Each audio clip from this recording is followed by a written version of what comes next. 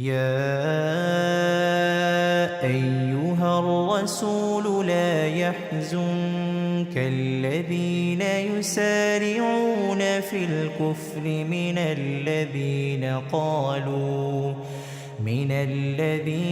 قالوا آمنا بأفواههم ولم تؤمن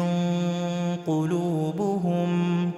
ومن الذين هادوا سماعون للكذب سماعون لقوم آخرين لم يأتوك يحرفون الكلم من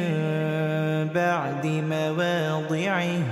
يقولون إن أوتيتم هذا فخذوه وإن لم تؤتوه فاحذروا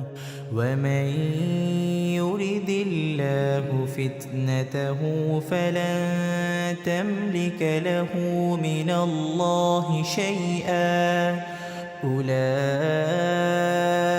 الذين لم يرد الله أن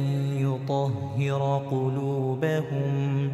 لهم في الدنيا خزي ولهم في الآخرة عذاب عظيم سماعون للكذب أكالون للسحت فإن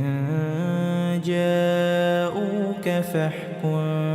بينهم أو أعرض عنهم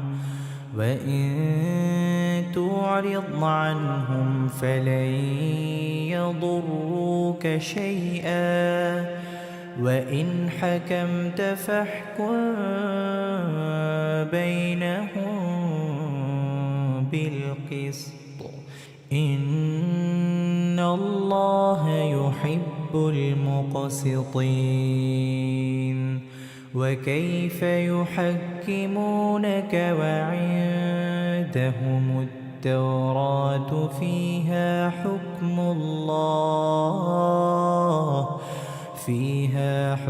الله ثم يتولون من